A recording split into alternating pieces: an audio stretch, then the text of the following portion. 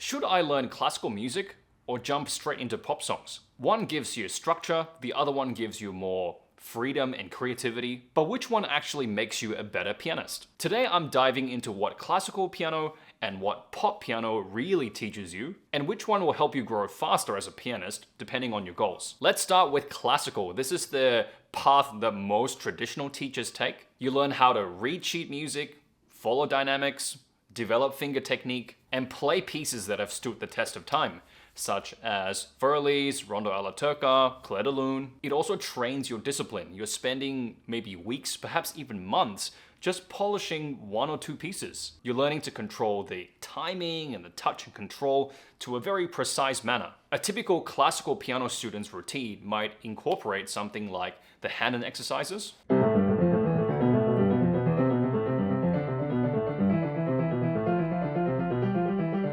to develop finger dexterity, strength, speed, all that kinds of things. It might include a bunch of scale and arpeggios exercises.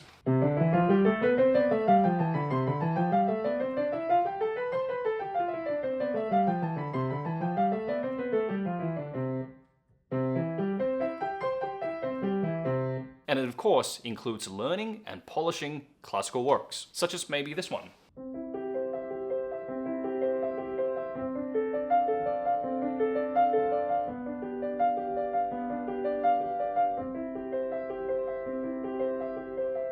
So in classical training, there is a focus on sight reading, because with all the music you learn, you will pretty much be required to be able to read these dots on a page to decipher what notes to play and at which time to play those. There is a focus on technique. Okay, so if you've ever seen videos on YouTube with virtuosic classical piano players ripping the piano apart, playing these very, very difficult passages, this is one of the key factors of the classical piano school, which is great technique, great control. The discipline and the training that goes into the technique helps a piano player to, after many years of training, play stuff that seems a little bit sometimes humanly impossible. There is an emphasis on phrasing and expression. Okay, so this is where classical pianists, sometimes if you're wondering, a lot of the times classical pianists don't just want to learn the notes of a piece or a song.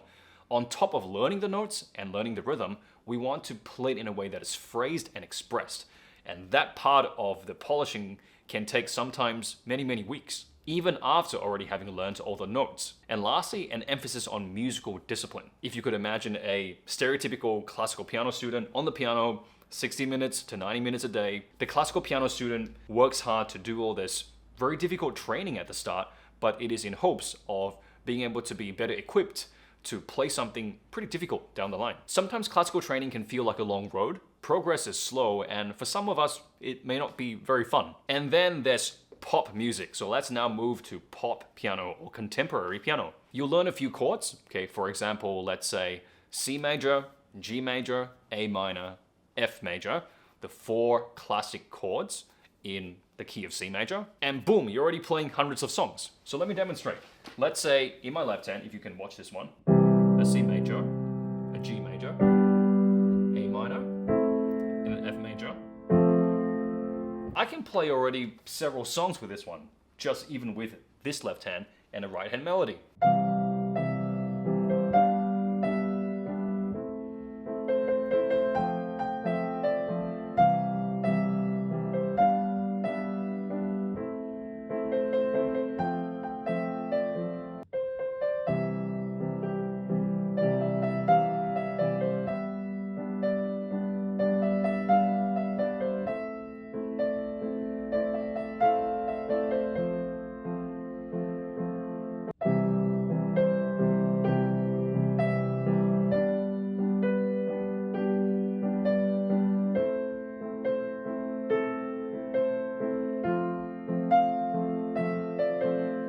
As you can see, just with four chords and a right hand melody, I could already churn out what people might perceive as 3 separate songs. It's fast, it's fun, and it's very motivating for beginners to immediately learn a couple of concepts and to be able to play something that your ears are familiar with. In the pop piano school, there is also an emphasis on using your ears a lot, which means you start to figure out melodies and chords just using your ears rather than reading sheet music like in classical piano. Let's talk about some quick bullet points from pop piano. So in pop piano, you're focusing on chords and chord progression. There was a huge emphasis on learning these chordal shapes and using these chords to apply to playing songs, okay? Either by you as the piano player playing these chords and singing out loud, or you play these chords with your left hand, and in the right hand, instead of singing, you use the right hand to play the melody, as I just demonstrated for you. There is an emphasis on ear training. So unlike classical piano, where you're kind of reading everything from the script, a lot of pop piano emphasizes in your ability to use your ears, listen out for the notes, and try to play stuff using your ear. And so this leads me to my other point, which is that in pop piano, there's also an emphasis then on improvisation. Okay, sometimes, let's say with a left-hand progression, let's say C, G, A minor, and F, you could use your right hand to create a little simple progression, such as this.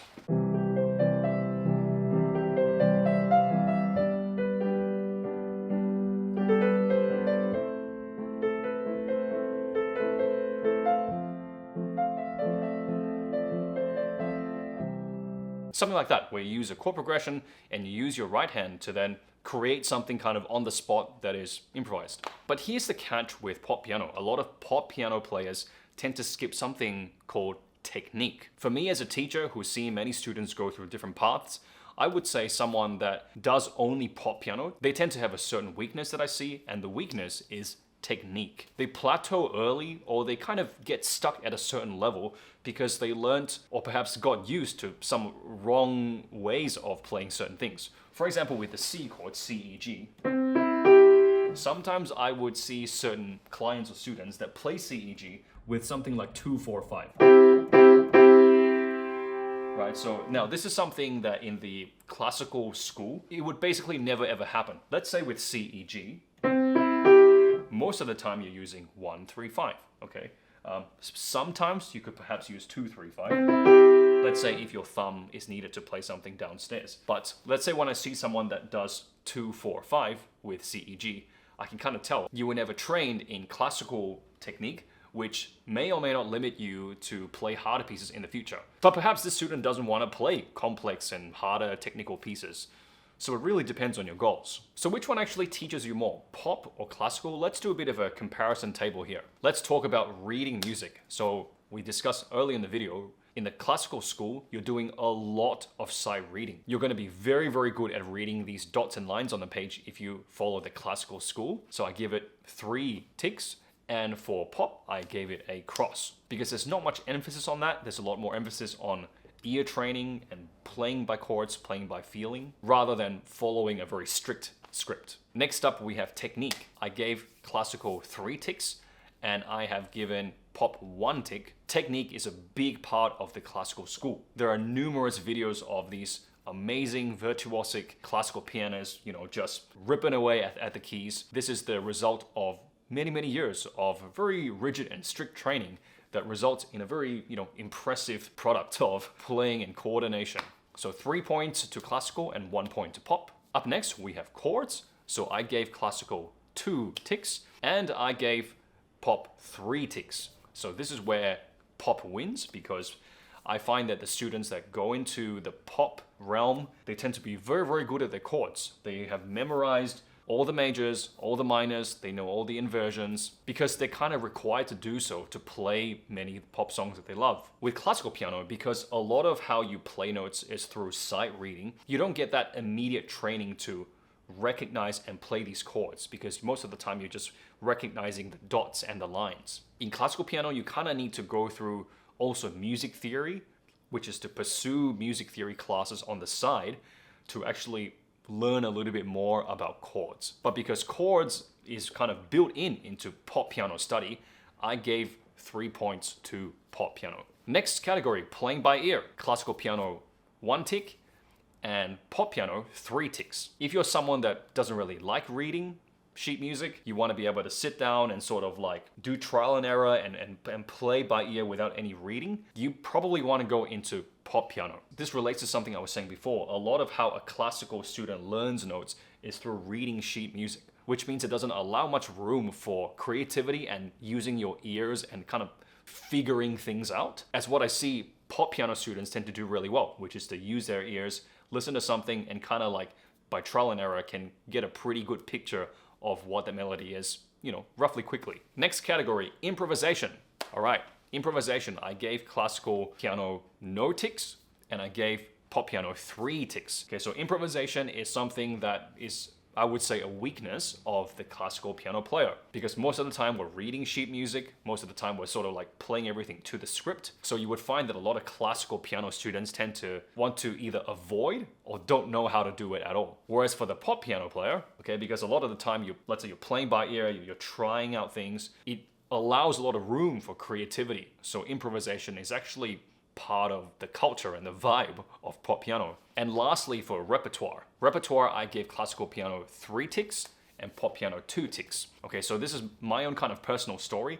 I actually started my piano studies with classical. I got a little bit overwhelmed at the start, so I went into pop and learned the chords and did the ear training and so on. But I actually went from pop back into classical after that, because I just felt like classical had just such a depth of a repertoire that was so interesting to me, that had so many different kinds of technique and textures to learn, that I just really fell in love with classical piano again.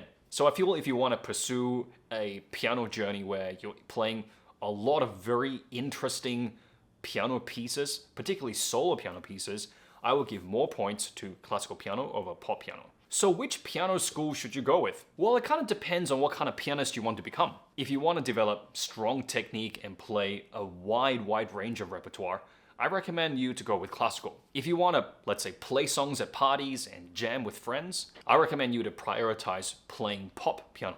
But what if you didn't want to choose? My recommendation is for you to actually do both, because this is kind of my story too. I was brought up classically. I learned classical repertoire. I did all the scales, the arpeggios, the Hanons, the exercises, so on and so forth. But I always included pop in my routine too. I always did my ear training. I always tried to do a bit of improvisation. I tried to learn all the chords. I tried to play many songs by ear without any sheet music. I've played in bands as well. I've jammed with friends before. It opened my eyes to another side of music that I didn't see with classical. I sometimes tell my students, classical is your gym and pop is your playground. You can train your muscles in one and use them creatively in the other. So to conclude, classical piano versus pop piano. Not a war, not a competition, just 2 very powerful tools to help you to become the pianist you want to be. So time to leave a comment below. Question for you, which one do you lean towards?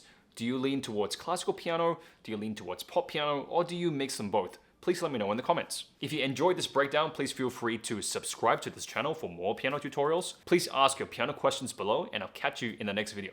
See you for now.